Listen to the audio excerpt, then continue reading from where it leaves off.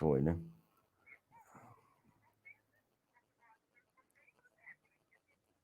Tem.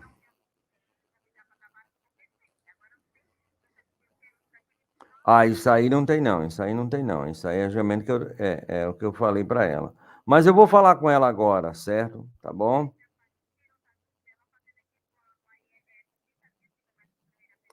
Trinta dias para o primeiro atendimento. Urgência e emergência é a partir é a partir do pagamento do boleto, certo?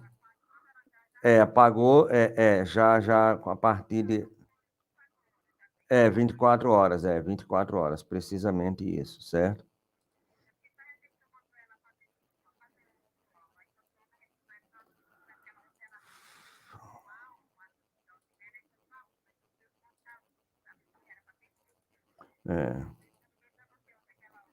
Certo. Tá bom, tá certo. Tem que ficar naquele que vai ser determinado, né? Certo, sem menor sombra de dúvida. Tá bom, menina. Valeu, valeu. Eu passei para ela agora a tabela do... Good morning, everyone. Thank you for joining us in this series of talks promoted by the United States Spiritist Federations every Saturday morning at 11 a.m. Eastern Time. Today, I'm so very happy to be here to host this talk by our special guest, Marcelo Medeiros. Marcelo will be discussing gossiping in the times of Jesus and now, a Spiritist view of social media. Before we turn it over to Marcelo, let's do our opening prayer. Appreciate if all of us can close our eyes and let's open our hearts and minds and be open to all the spirits of light who are here with us, present, along with all of our benefactors who are here to guide us during our journey on earth. May we all be blessed. May our dear friend Marcelo receive inspirations during the talk, and that we are all touched by his talk. So be it. Marcelo, welcome. Hope you're doing well. Hi, Marcia. Welcome. Thank you so much for this invitation. I'm very happy to be here and to share a little bit this study about this topic. Social media is a topic that I like very much to study, and also to bring some teachings from Spiritism and from the times of Jesus, and to show how we can try to apply them to our daily life, especially when we are talking about the social media, that it seems something so very new to all of us. Yeah. Yes. So it is really, really great, right? So as Marcelo said, he's going to be talking about gossiping, the social media, and the Spiritist view of that. So I really thank you for being here, for taking this on. I think it's great for all of us. And it is a beautiful morning, right, here in Atlanta. Hope everyone is fine. Before Marcelo can really touch us with this incredible message, let me introduce him formally.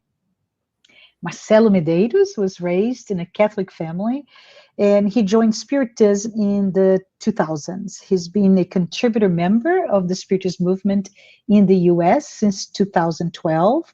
He currently provides assistance in the area of media communication. He is currently living here in Atlanta, where he works as a journalist. I would like to take a moment to remind everyone in the audience to please send your questions. We will allow time for us to answer those questions once Daniel concludes his presentation. I'm sorry, Marcelo. So up to you, Marcelo, please. Thank you. So the idea to bring this topic, gossiping the times of Jesus and now a Spirit's view on social media, is because we know that gossip has been here on earth in our lives since maybe when we started to talk, to communicate to each other. So it's not something new, something very old in our society. And I brought some examples for us to see how it happened in the times of Jesus, like how Jesus faced gossiping, and also how we deal with that today.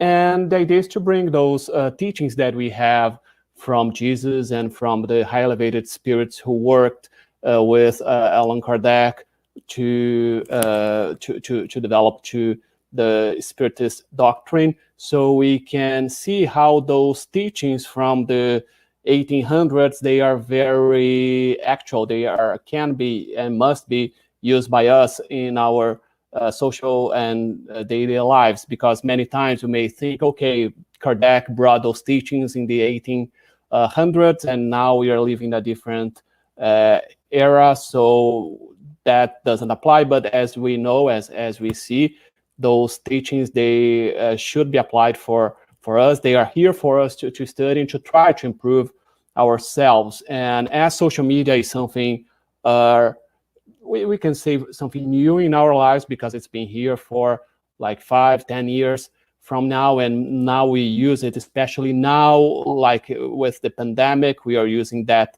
even more to be connected to each other. So how we can do the best use of social media without going to the same mistakes we've been making through many centuries. So the first example that I bring here is from the book The Good News, Boa Nova, by Humberto de Campos, channeled by Francisco Xavier. I brought a lesson from chapter 10. The name of the lesson is Forgiveness. Later on, I will explain why the name of the lesson is Forgiveness. But in this lesson, Humberto de Campos tells us a passage from Jesus when Jesus is going to Nazareth to preach, to bring the good news to the people there. And he was already like spreading the good news at that time. So Jesus and his disciples, people knew who they were. And as we can imagine, many people there didn't like what Jesus was bringing and all the different teachings that he was bringing. For example, we could think about the doctors of law, as we have many examples in the gospel. Many of them, they didn't like what Jesus was talking. They thought that Jesus was bringing different teachings than the Mosaic law. And we can also think about other people in society who didn't see with good eyes all the messages and all the teachings that Jesus was bringing at the time. So Jesus, in this passage, right in the beginning of this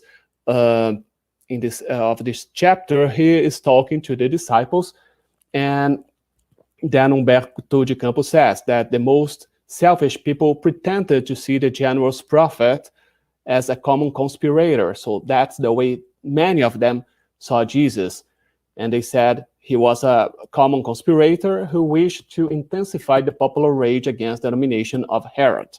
And others assumed him to be an unusual wizard who should be avoided. So Humberto de Campos brings some opinions of people at that time, and for us to see that we know Jesus wasn't accepted by most of society at that time. So we can see here some of the challenges that he faces and what some people were thinking about Jesus. And what did they do as they thought Jesus as a conspirator, as a wizard? So there were more than a few opponents to his ideas of renewal who arrived in the tiny village before him. So they knew Jesus was going there, so they arrived before Jesus. And they were seeking to neutralize his actions through false news and to demoralize him by feeding people with false information conducted by some Nazarenes. So what we see here, we see two things very common in our world today, the fake news.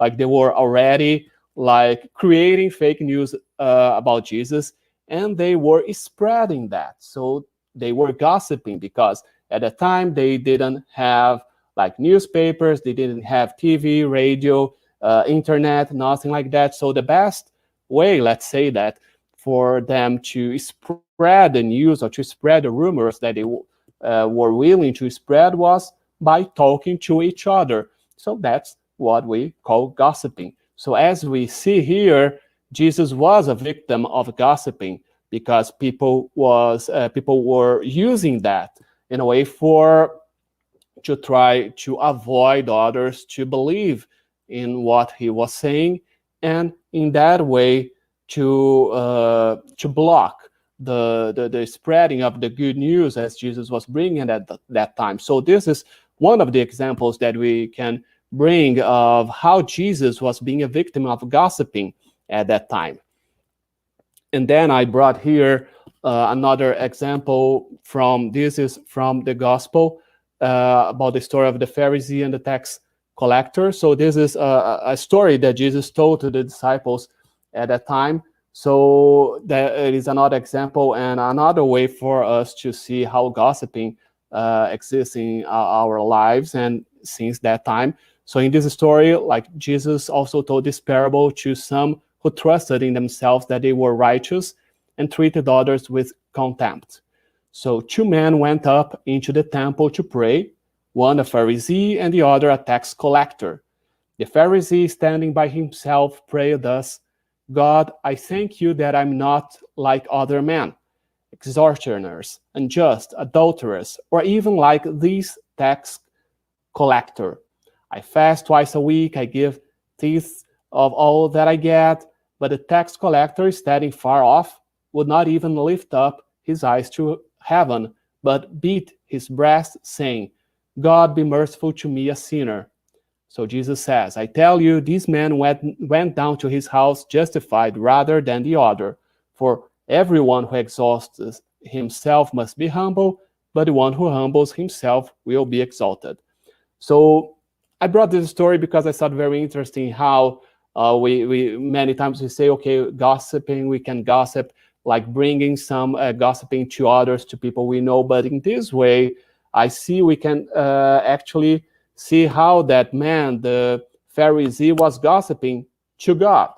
Let's imagine he went there to the temple to pray. So he went there to connect to God and to talk to God. And what does he do? He goes and he starts to talk bad things about the tax collector, who was also there talking to God, connecting to God.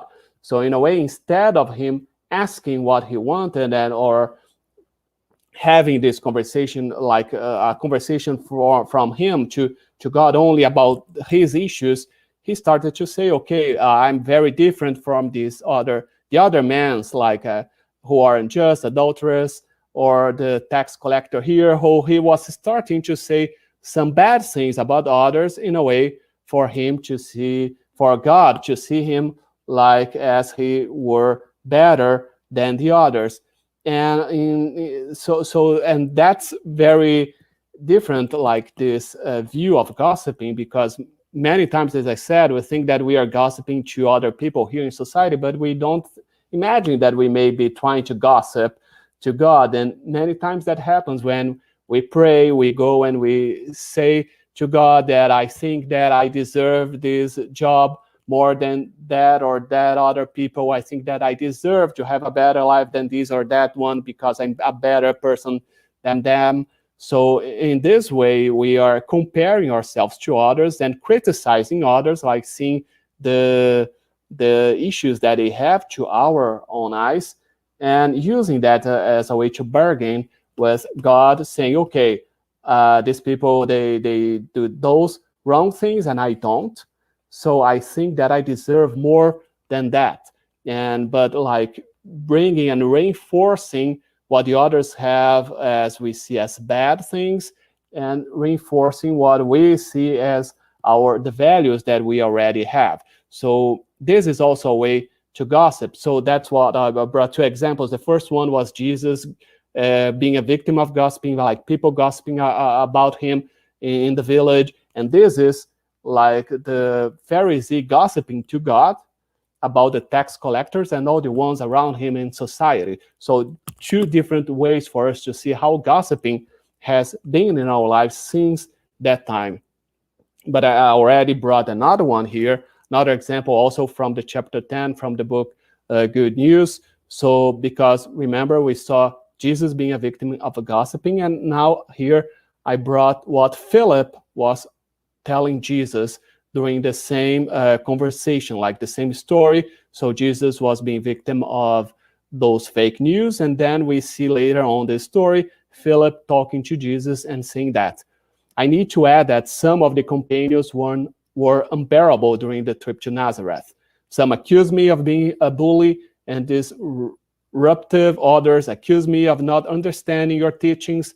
So we see here, like, Philip was also being a victim of those bad comments among them, like about the companions, the disciples. So we can see, and we have many different examples, not only in the books by Humberto de Campos, in the book Good News, we have like in Jesus in the Home, and if we go to the Gospel in the Bible, we see many examples that we see that the relationship among the disciples in the beginning, it wasn't a perfect one. We see many disputes among them, and in this example here, we can see Philip talking to Jesus and bringing some examples of what was happening. So the disciples were talking among themselves, like one saying bad things to each other. So they were gossiping among them during the trip with Jesus. And so we can see, like, many times we also have gossip within the community where we are, like with the ones who are our friends, our family members, the ones we work with. So we can see those gossipings, those little gossips in many places in our society. And now I brought also another example from this book, Estante da Vida, by Brother X, who is also Humberto de Campos, channeled by Francisco Xavier, because in this example, now I want to bring something more recent. So this story, Humberto de Campos, Brother X is talking a story that happened in the last century. So he's talking about a woman who was a victim of gossip herself. So he's talking like there were two friends talking in a bus, like they were taking a bus and they were talking to each other. And one of them, she was saying that she loved very much Dionysius, and she was a married man, and she was talking about Dionysius. So the other one said, "But Dulcie, do you even want Dionysius as much as your husband?" And she said, "Not that much, but I can live without both of them." So that was what they were talking about. And one of their neighbors was there listening to that conversation, and she just listened to that part, but she was already in the bus before, and she saw that that woman, Dulcie, was previously talking to another man in the same bus. So she make some connections, and when she goes home, she talks to her husband. "I saw it with my eyes. A big man followed her, showing gestures of love, and finally on the bus, she confessed to Dona Cecilia. She even said that she cannot live without her husband and the other." So she saw two different things. First, she saw a big man going with her to the bus. And then inside the bus, she listened to that conversation, just to a part of the conversation. And so she thought, yeah, that man is her lover and she's cheating on her husband.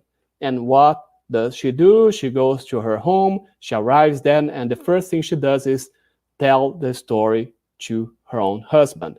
But what happens after that? Humberto de Campos says that the neighbor's husband worked with Dulcie's husband, so they were co-workers. And the next day, when they go to work, he tells the story to the other man, and he says, "Okay, my wife saw your wife talking to another person and with another man, so she's cheating on you. Open your eyes." So he tells the story, the same story that her wife told him. He tells that story to his co-worker, and the coworker is very upset. He went to his home. During in the middle of the day, the middle of the work, he left and he goes home, and because he wants to talk to his wife to see what is happening. But when he arrives home, he catches his wife on the phone, and she saying, this companion, like his wife, spoke casually on the phone in the bedroom. Yes, no problem. Today, 3 o'clock, my husband can't know. So he only listens to that part of the conversation, and then it's the end of the world to him. He thinks, okay, yeah, she's cheating on me, and then he goes, instead of talking to his wife, he goes for a walk. He stays for a while outside, and then he comes back. When he comes back, he sees a man in his bedroom, very close to his bed. He only sees that, and then he thinks, okay, that's true, she's cheating on me, and he decides to commit suicide. So imagine all this happened, like beginning with the story that the neighbor heard in the bus. And when the wife knew about what happened, that her husband was dead, she was devastated. She didn't understand what was going on, because in the end, what was happening, and in the next day during the funeral, people started to spread what happened, that she was cheating on him, and actually it wasn't true. So the truth was that Dionysius was her cat. She had a pet. That was the pet's name, the cat's name, and the cat was very sick. So that big man that was with her in the bus was the vet that was taking care of the cat. And she was just saying to her neighbor that she loved the cat very much, and that she couldn't see the cat being ill, and she didn't know what was going to happen with the cat. So that was the conversation. And the other conversation that she was having on the phone, like she was talking about 3 o'clock, the husband can know, because she was buying a new mattress. And she wanted to surprise her husband with a new mattress. And the man that the husband saw in his bedroom was the delivery man who was bringing the mattress to their home. So in the end, it was not at all true what the neighbor told him and all these gossips. So in the end, it wasn't true. And when the neighbor who started everything found out what had happened, she says, he died for a foolish thing. We say certain things just to speak. Okay, so even then, she didn't realize how serious was that gossip that she brought to her husband, that initiated everything. So she said it was something foolish, so she gave no importance to that. And that's something that we all do in our daily lives. Many times we say little things, we take some conclusions without knowing the whole story. And it's very easy for us to go to a friend, to go to a family member, to go to a coworker, and to tell that without even knowing if that is true or not. And we don't imagine all the consequences that may have in our lives. And at that time, when Brother X, he brought this story, we didn't have internet, social media, we didn't have this so fast communications that we have today. But imagine that today. We know that today it's very easy to spread. We have WhatsApp groups when we can share information very fast, and we do that. Many times it's easy to share some fake news or fake information about people without knowing if that is true or not, because we receive something and immediately we have that need to go and to spread that to others. And today is very easier to do that. Can be also on social media. If we go to Twitter, to Instagram, to Facebook, we can see a picture in some place, and like we can see a picture of someone in Instagram and make some conclusions just by seeing that pictures without knowing the whole story. So that's a way that I brought this story, because I wanted us to try to bring that to the society that we have today, and to see how many times don't we do that. Because when we are talking about gossiping, we need to see, okay, many times we are the victims, but many times we are the ones who are spreading that. We are in both situations. We are not in a perfect world. We are not perfect beings yet. So we can see ourselves in both situations, and that's why we need to see how to avoid being the one who is spreading those gossipings, and how to act when we are the victims of gossiping. So that's what I brought these teachings. And now let's see a little more about the gossip in our lives. So here I brought a study from that was published in the journal Social, Psychological, and Personality Science in 2019. So Dr. Robbins and some colleagues, they found that they had this research when they found out that on average, during 52 minutes a day, the people that were in this research, like 467 people, they were gossiping. Like that was the average time that they spent gossiping. So imagine in a normal day, average human being, we spend 52 minutes a day gossiping. And it's very interesting here because they talk a little bit about 3 types of gossiping. Like in this study, they classify the gossip as neutral, as positive, as negative, because they say that gossip would be every time we are talking about someone else without the person being there. So they say that is gossiping. And then they say that can be something that are like the positive gossip, the negative gossip, and the neutral one. The neutral one, as they say here, were person spoke about someone who was watching a lot of movies to stay current, like something very boring, but they say wouldn't be considered as negative. And they said that in 3 out of 4 times the gossips were neutral. But even though they use this term neutrals, we say that many times we are saying that even though we may seem that as neutral, it can harm some people as well, because we never know how the other people are going to receive that information and process that information. And they also said that just a small portion of the conversation analyzed, around 15%, was deemed negative gossip, though positive gossip amounted to a smaller portion, still at only 9%.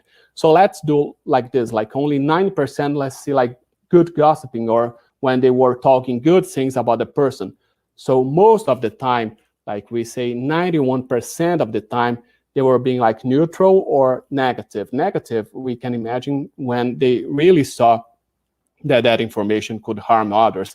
But we can put all this neutral information in that group as well. So for us to see that only 9% of the time they were talking good things about others, but in 91% of the time we can see like this, we in society, we spend the time that we talk about others, telling things that may not be that good about them.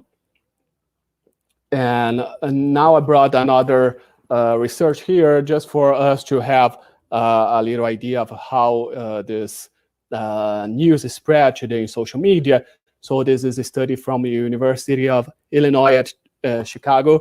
So they were trying to see how the news is spread in social media. Actually, they wanted to see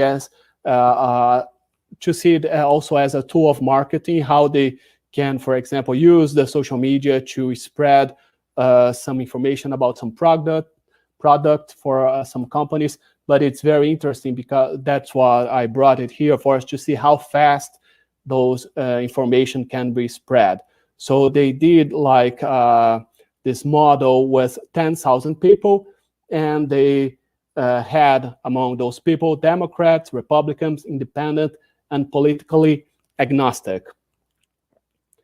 And they saw that if three people, for example, if one people was receiving information about three people, any of them, so imagine if a Democrat was receiving any kind of information from a Republican, independent, or politically agnostic, or another Democrat, and if they heard that information and if they believed in that, it was spread very fastly to the whole society. So it only took one person to believe the information from three other people, no matter who they are. If that person was able to hear and to believe in that, it was very, very fast.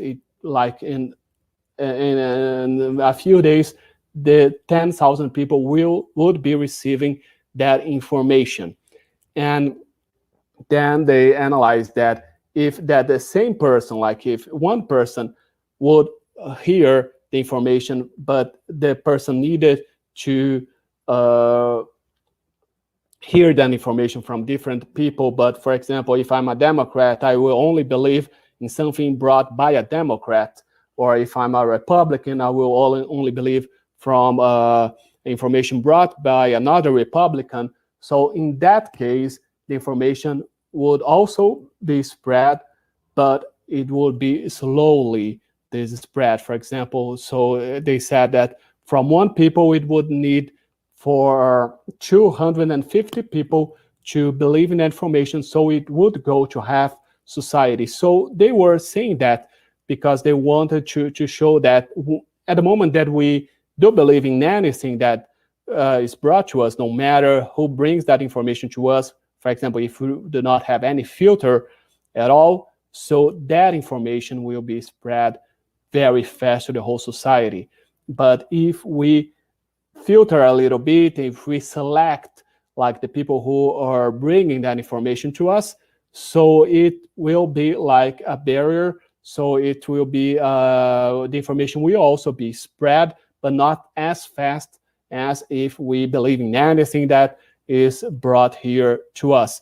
So we can see these two models, and it's very interesting for us to bring those models to our own lives to see, okay, so if we filter a little bit, so if instead of receiving some information and also spreading right away, so let's see who is bringing that information. And we can think about many different ways of doing that. Can be who, like the people who are bringing information to us, if it is someone I trust, if it is someone I believe what that person is saying, or depending on the source of the information. If we are thinking about fake news, let's see the source.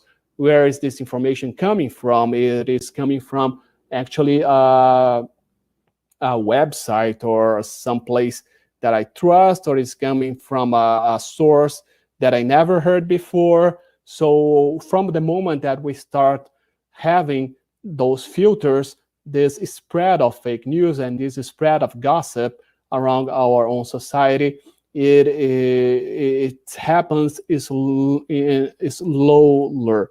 It doesn't mean that it won't happen, as they show here. It will happen anyway, but at least we can we can allow that to be spread in a different way than to fastly spread to the whole society. And now, coming back to Spiritism, so let's see what the spirits tell us about gossiping, about bringing this information, and about watching also information that others bring to us. So here in the Gospel according to Spiritism, chapter 10, the chapter Blessed are the Merciful, number 20, we see Kardec asking, is it reprehensible to observe the imperfections of others if there cannot be any profit for them, and if one does not disclose them? So actually, okay, with what we can do when we observe the imperfections. And I brought this question here because let's bring again to social media and bring the example from Instagram. For example, we know that Instagram is a place where we basically go to see pictures of others, and what we see today, many of times we see pictures of what others are doing in their lives. So we see people going on vacation, we see people on the doing their daily work, daily activities, and it's very easy for us to go there and to observe the imperfections. Many times can be like the physical imperfections are that person lost some weight, that person gained some weight, that person is looking older, or that person is looking younger, something happening in that person's lives. So it's very easy for us to find those imperfections and to observe those imperfections. And not only that, we can assume by seeing the way that the pictures that the people are posting, that how they're living, what they're doing, and we can also make some observations about the life they are having in our eyes, if it is there's something good they're doing, something bad that they are doing. So it's very easy for us today to observe, to judge, and to make conclusions. So that question from Kardec is very good for us to bring today. So is it, let's think about that. It is reprehensible for us to observe those imperfections when we open our Facebook, when we open our Twitter account, or how can we act there? And then the spirits say, it all depends on one's intention. Certainly it's not forbidden to see evil when evil exists. It would even be inconvenient to see only good everywhere, since such an illusion would hinder progress. What is wrong is to turn these observations for the detriment of others by decrying it unnecessary in public opinion. It would be reprehensible to do it only to indulge ourselves with a feeling of malevolence and joy for finding others in fault. So let's see what the St. Louis is telling here. So it all depends on one's intention. So the first point here is for us to, okay, from the moment I open that and I see that and I try and I start immediately to see some like some evils or some faults that I think the other people are having. So why am I seeing that? What is my intention in pointing that out? So the first question that we would ask ourselves. So very important here for us to see that is also something for our, like, knowing ourselves. So let's try to know ourselves. Why am I pointing that out when I see here, as they say here, it is only the detriment of others. So it's something that I'm going to point out that information and to tell someone, see, did you check that picture? Do you see that a person is like traveling again? Yeah, spending the money and something like that. So like some bad comments that I may bring. So it's also about that. What's the intention with that? What am I doing with that information if I'm going out there in the public opinion and spreading that? So what's the point of that? So that would be something imprehensible. And also they say here, this last part, when we do that, only for us to feel joy for finding others in fault. So it's like the example of the tax collector and the Pharisee. The Pharisee was bringing those gossips to God because the Pharisee wanted him to feel that he was a better person than the tax collector. And many times we do that in our lives when we are going through on social media. We see what others are doing and how they are acting, and we go and try to find their faults because it may us feel better than those persons. So it is a way for us to compare ourselves to others, but not in a way that, okay, I see what the other is doing good, so I may follow that path. I may see in that person an example, something that I want to do in my life as well. Well, no, many times we go because we need to see that in a way for us to feel joy by finding the other's fault, so we can feel that, okay, I'm a better person than that one. I'm in a better position. So it's something that we many times we do, and even if we don't spread that information, if we do not gossip to others, many times we do as the Pharisee, we do that gossip to God or to ourselves, because we know in Spiritism, when we are thinking, we are already creating that images and creating those words around us. So we have, as Paul of Tarsus said, a cloud of witness around us. So we have many spirits around us. So those spirits, they are seeing that. They can feel what we think. And by doing that, we are also attracting some other spirits who may feel the same or think in the same way. So even though when we think we are not gossiping, we may not be gossiping out loud, but there are always witnesses around us, and we are always attracting those spirits that are thinking the same way we are. So we can imagine those gossips in the spirit world, they happen as well. It's not something here that we happen in the physical world, but we do have some friends or some people around us, some spirits around us, who may also think the same way that we are thinking. And now I brought this text by Joana de Angelis. It is a page psychographed by Divaldo Pereira Franco. It was in 1988 in Santa Monica, California, here in the US. And in this, it is a beautiful text about words. And so I brought some parts of this text for us to think how we deal with those words online as well. So Joana de Angelis said, the word that brings evil has been responsible for lamentable wars, just as the one that becomes a messenger of understanding and lucidity has been able to intermediate and achieve peace.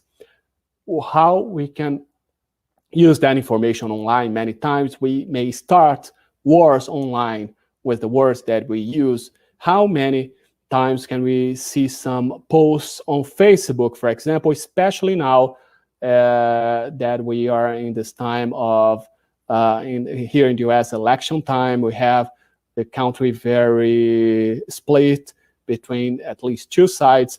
And how many times we see some wars with the words, like people go and post something on Facebook or on Twitter, and there goes another one and reply that, criticizing that. And when we see, we have this whole war online. So we can use those words from Joana de Angelis about the word that brings evil has been responsible for lamentable wars, and try to apply that when we go online, so we can easily spread some bad words, some bad news online, and we can easily harm others online as well with the words that we use. But in the same way, we can use those words to achieve peace. So it always depends on the way that we use the words, no matter if we are using that words by speaking or by typing. So we can use those words by Joana de Angelis and try to put those words on our online activity as well. And she says, talking is a science and an art. Science because it must always be a messenger of wisdom, impregnated with love, bearer of faith. And art because it must be clothed with the corresponding modulation to what it informs. So let's think about that as well when we are spreading some information about others. That what we do, it is both a science and an art.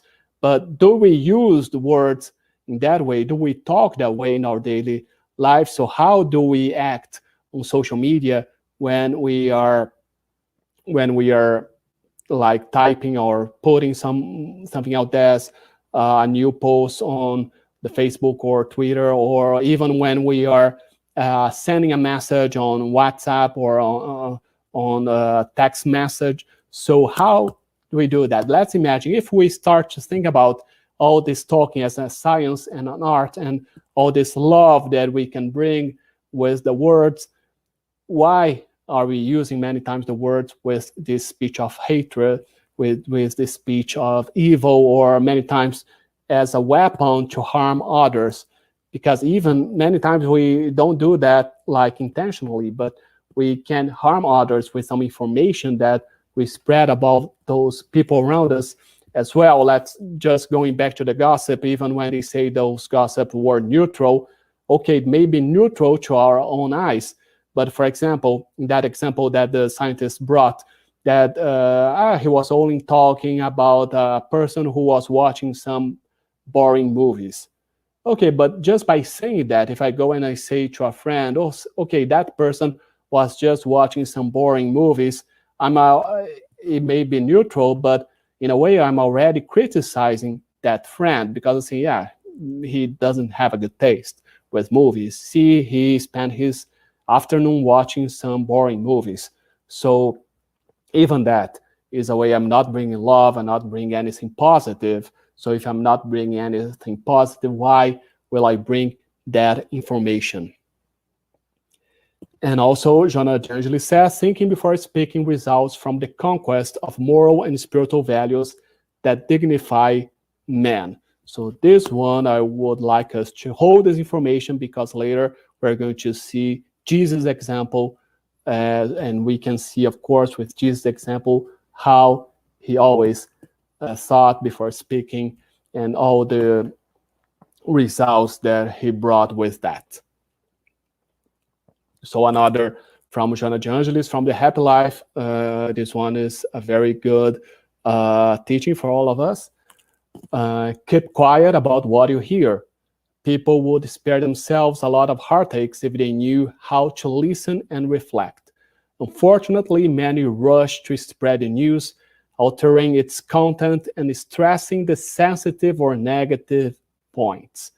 So that's something that happens a lot. We have this rush to spread the news, like we want to be the ones who are bringing breaking news to others, can be to a group of people, can be to someone close to us. Many times we have that rush is something that happens to us, like we have some information, we need to spread information to another person. But why do that? Let's keep quiet a little bit and to see, as Jonah De Angelis is saying here, why I'm going to spread so fast something that I heard about someone else, as in the example of Brother X, that woman heard that conversation, she wasn't bringing the whole story, so the content was the correct content, and she was stressing only the negative points of what she heard. So how many times don't we do that in our lives? We don't see the whole picture. For example, if we are coming back to the Instagram example that I gave, if I'm seeing someone like posting a picture in a very beautiful place on vacation, for example, and I go to another friend and just comment, see, that person is wasting his or her money with those vacations, and many times that person is complaining about money, but see, he's spending another vacations here or that, but we do not see the background, what is happening in that person's life. Maybe that person had this vacation as a gift from a family member, from a friend, from their company. Maybe it's a work trip, and that person had a time to go to that beautiful place, take a picture, and to post that picture online. So many times we don't know, or most of the times we don't know the reality, what is happening in the backstage of a situation that we see online, and we rush to some conclusions and we spread those conclusions to others. So let's think a little bit about this. What Jonah De Angelis is saying here, keep quiet many times is the best solution. Keep quiet because many times we don't know what really we are talking, if it is true or not. And also, she also says, fragmented accounts and adulterated stories have the magical power to disturb, creating conflicts and unbearable situations. Don't spread toxic information. And that's true many times. When she says the magical power to disturb, magical, we all can also say, because as we have this rush, this willing to spread information, many times we go there and we spread it, and we can create very different stories, as we saw in that example. Okay, that example was a tragic example by Brother X, but how many times we don't replicate that in smaller proportions in our own lives, and we hurt other people's lives. We may hurt other people's relationships with some little information and not true information that we spread about those people. And Jonas de Angelis also says, listen calmly without jumping to conclusions.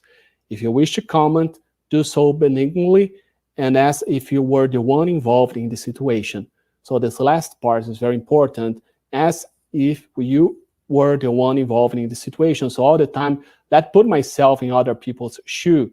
Let's see, okay, if I were in that situation, how would I act? Would I like to receive that comment? Would I like to be criticized? Would I want that information to be shared with so many people? So it's very important that teachings that we learned so many times from Jesus, from the high elevated spirits, like put ourselves in other people's lives to see how they are feeling, how they would feel when we do something that may hurt them or may not hurt them. But let's always try to do that before we act, because in that way, it's going to be something useful to us. It's going to be something useful to the others as well.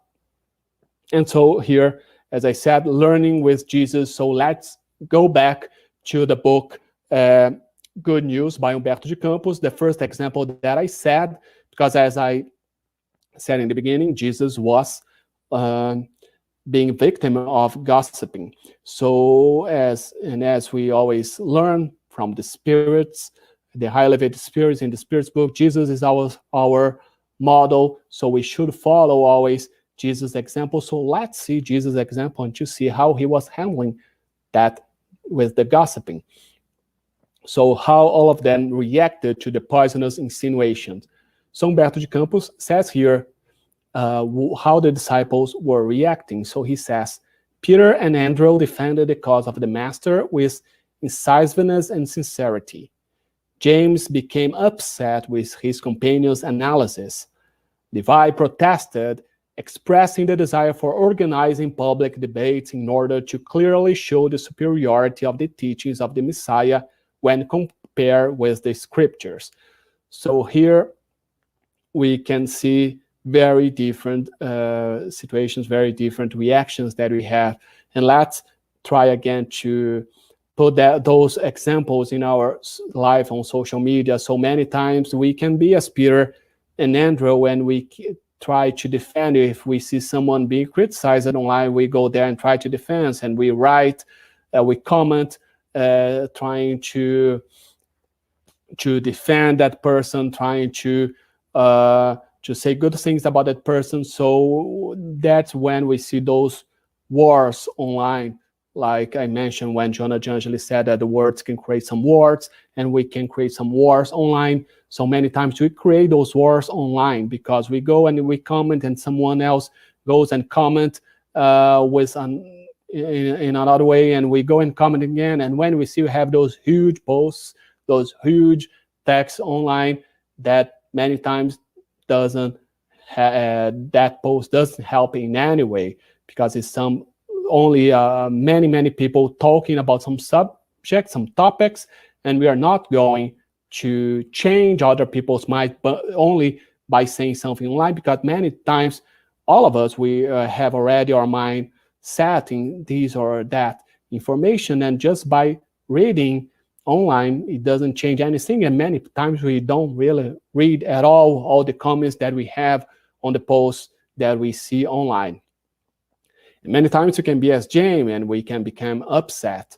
So we will see that, we will see those gossips, and we will be very upset, and we will live with that sadness inside of us. So we can have that reaction. Those gossips are hitting us, and they are changing our mood. They are changing our environment and all the vibrations around us. So as I previously said about we having that cloud of spirits around us, so by changing that vibration, we are also attracting some spirits that will be in the same vibration as us. So we'll be sad, we'll be upset, we'll be depressed, and we are sharing, we are having more spirit, attracting more spirits around us that are feeling the same as we are. And Levi protested, expressing the desire for organizing public debates. How many times aren't we acting as Levi? So aren't we, okay, we see something happening and we want to organize some debates, some online debates, and we want to, like, we see something, we post on something new, or we send some different message on a WhatsApp group, trying to convince many people to act this or that way. So those were all the reactions that we saw with the disciples, and we can bring those reactions to our own lives. And then comes Jesus. What did Jesus do? Jesus understood the circumstances and calmly ordered the withdrawal from Nazareth, leaving the town with a tranquil smile. So Jesus didn't change his mood. He was still smiling. He was quiet. He kept quiet, as Joanna D'Angeli said. He didn't start any word wars, any arguments. He wasn't trying to go to those people who were talking bad things about him and to ask, why are you doing that? Don't you see that I'm not this person that we are talking about? So he didn't try to do anything that as they were. He just stayed in that with his calmness, silent. And this example, there's a very good book that I like a lot, Jesus in the Home by the Spirit Neo Lúcio, channeled by Francisco Cândido Xavier. In that book, we see we have 50 lessons from Jesus talks in Simon Peter's house, and it's very, very good. That book I highly recommend anyone who'd like to read that book, because we see this example of Jesus in almost all the lessons. Jesus always was silent, allowing everybody to talk before him, and then he gave the teachings. He gave his final word with serenity, with a smile. So that was the reaction that Jesus had in every daily situations. And we have more. What else did Jesus say? Jesus said, would we be able to pick up grapes in the bramble? I would not in any way engage in an sterile argument with my opponents in Nazareth. However, I made sure to teach that the best example is always the one from our own work, the one from our most useful effort possible. So instead of engaging with arguments with them, Jesus was teaching by his example. And that's what we see in the gospel. That's what we see in many of those books that later were channeled by many high elevated spirits, as this book, The Good News, Boa Nova. We have many examples that we can see Jesus teaching by his example, through his example. So that's the way that Jesus acted. So he knew that he didn't need to go and to reply to those arguments. He didn't need to start some wars with the others. He was just doing his work. And that's something that we can try to do as well. Instead of reacting or overreacting many times, try to stay calm. It's not easy. No, it's not easy. Of course, it's not easy. But I think by seeing Jesus' example, at least we see that it is possible. So someday it will be possible for us to act like Jesus, but we can at least try not to become not to overreact to anything that we see online. And the last one, Jesus said, what would be the use of long public debates filled with mockery and sarcasm? At the end, we would have only lesser chances for the triumph of glorious love and stronger motives for division and hateful opposition. So he's saying, why are we engaging in long debates, public debates? So that's what I said many times. We go on Facebook, on Twitter, especially, and we see many people arguing, many people having those wars online. And like we see from different sides, one people that believes in one thing that the other doesn't, then they keep arguing. Then, and we see they're not going to change their opinion just because somebody else is going to write a text about what's happening there. So why waste that time doing that? As Jesus says here, at the end, we would only have lesser chances for the triumph of glorious love and stronger motive for division and hateful opposition. And so that's the same when we are victims of gossip. Here, there's no need for us to react and to go and try to convince people with the words. The best way for us to show who we are is by acting with it, is by our example.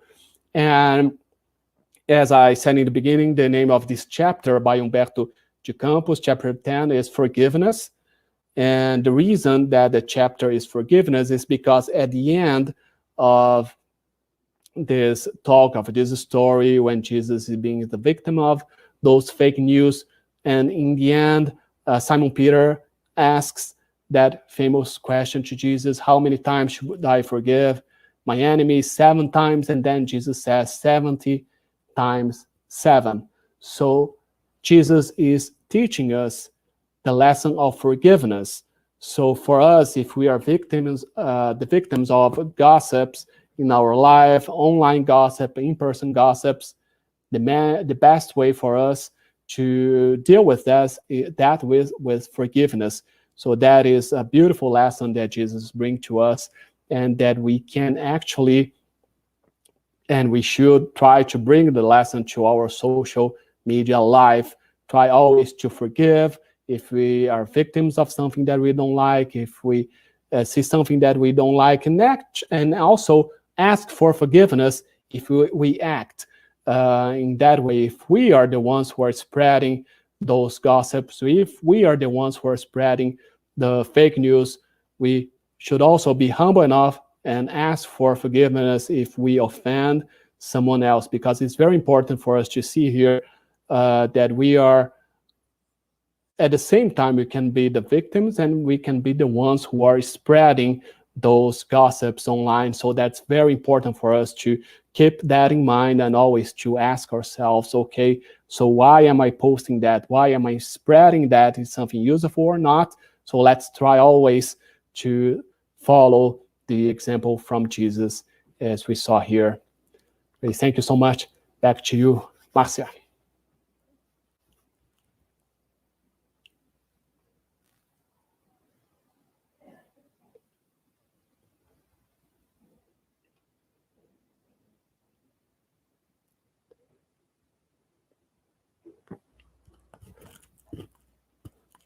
I'm sorry, I'm not listening to you. Don't know if you're mute.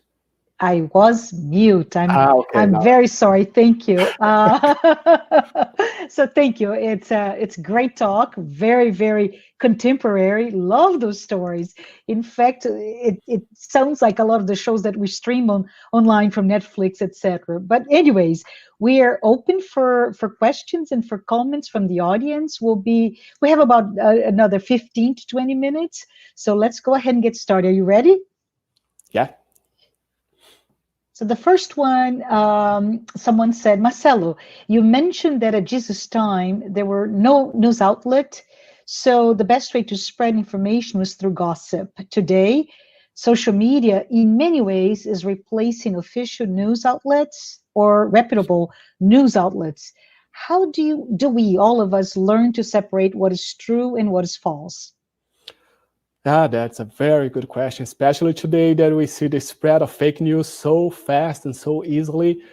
I think one of the best points for us to see, as I said first, the source of what we are spreading. So many times we can see some headlines from some outlets, and when we go to see, they are not actually a trustful outlet, or they're not actually that real outlet, because we may see some people creating some fake websites trying to pretend to be the real one. From here in the US, they can be very similar when we see visually very similar to CNN, to ABC, to CBS, and to many others, and we, at this first moment, we think that is the official one, but it is not. So it's very good for us to check if it is coming from the right, from a good source or not.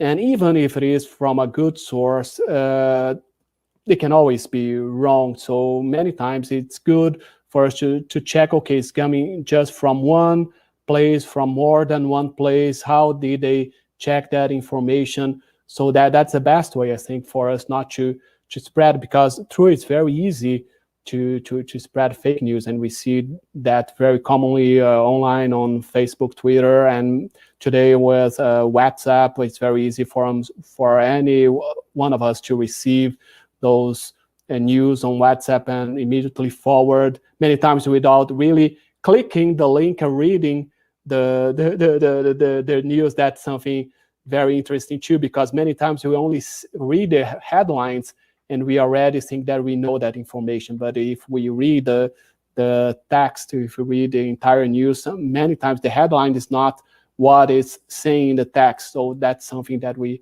should always do as well. Very good. Thank you. Appreciate it. There's another question here. The big challenge we have nowadays is to verify reliable sources of information, right? Just a good segue to what you said. Could you share, Marcelo, some tips on how we can do that? Yeah, so that basically that we can to verify the information or to some reliable source. And also, as I said many times, we could have a reliable source. We could have like a really media news outlet, but many times journalists, they have, as I said, that rush to give the news, to be the first who are breaking the news. So many times we can see someone bringing breaking news, and some moments after that, that news is not always the true or the right one, because it is very important. So also especially when we are seeing something that we think, okay, is that really true? If we have some doubts, it's very good to try to see 2 or 3 different sources, choose 3 different outlets, and also to see if they are checking themselves, because many times we see, okay, this newspaper A gave that information, and we see the same information in newspaper B, C, and D, but they're just like replicating the A one. So just saying according to news A and according to news A, but it couldn't verify the information themselves. So it's very important, especially when we have a breaking news, especially when you have some kind of news there, we don't really think it's true or not. Let's see if we can find that in other places, and if those other news outlets, they could verify the information as well. And the same can apply to our own life. If I hear something about a person, okay, but is that really true? So if 2 or 3 different people bring me that information, so okay, maybe that's really happening. Yeah, absolutely. Thank you. I appreciate that. So Tiago Tiberio said, so is positive gossip good? Thiago, that's yeah. Let's think like in that research, they say that neutral, positive, and negative, but they say that all the gossips are they say that gossip is when we are talking about someone and that person is not there.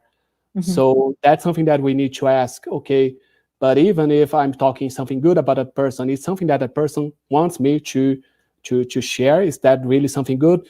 Just to give an example, there are many people who do good work, who do charitable work, but they don't want to show off. They don't want others to know they're doing that. So if they do that in very quiet and very silent way, let's say that, and I go to others and say, see, that person is doing a good charitable work, and I think I'm doing something good because I'm talking a good information about that person.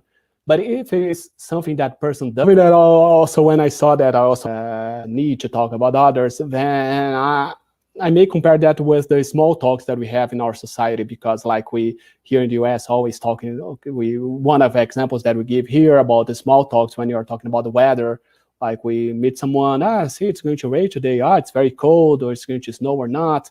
So we have those small talks. And I think many times we use those gossipings as small talks. Okay, did you see that what this or that person do? Or like we have a friend in common, that's something that seems very obvious for us to talk about, that common friend that we have. So I think many times we do that. It's something that we do maybe to start our conversation, or maybe to engage in a kind of talk with someone else. But what to do to stop that?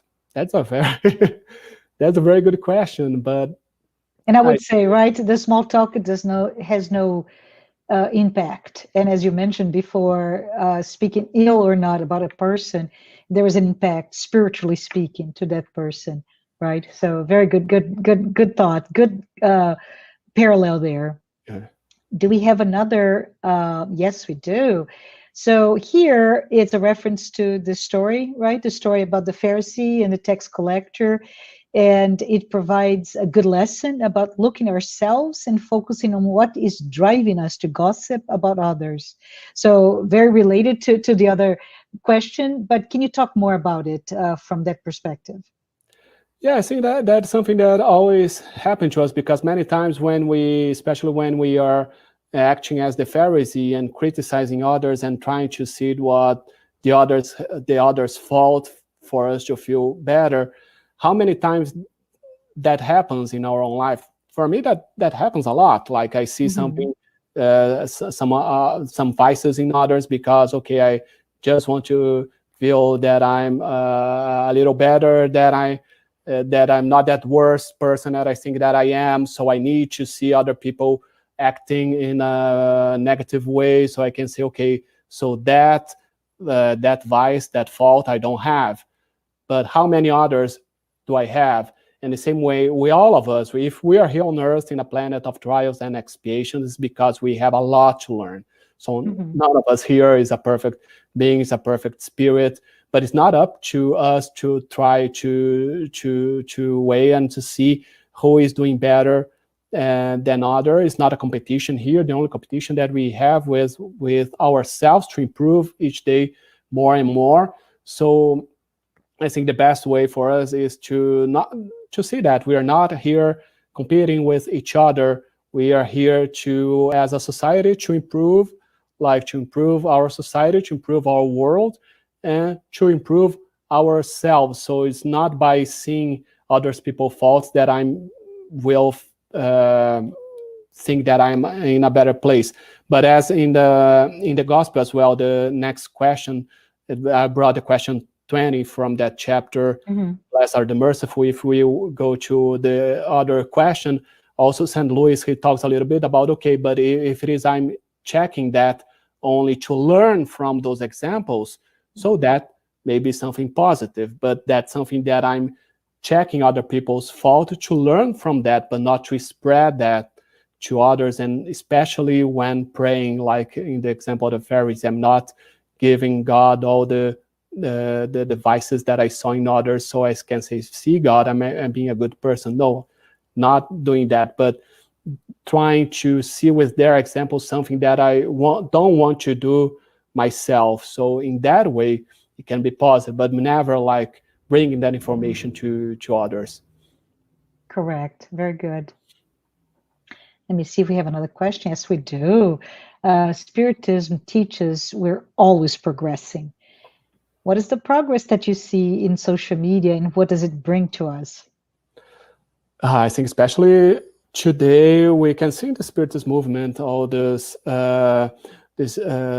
good progress that it's bringing to us. We can today use social media to spread the teachings that we have, Jesus teachings, the high elevated Spiritist teachings. We are doing so many lives now in the times of pandemic. We see many Spirit centers, they are physically closed, but we are still open and connected with social media. So I think especially today, we can see all this progress. Imagine if we were now in the pandemic without the social media, we would be feeling more alone. There would be more people depressed than we do have today. So I think social media is a very good tool that we have today. It just depends on how we use that tool. Very good. Very good indeed, right? For us to ponder on the impact. Marisa said, thank you, Marcelo.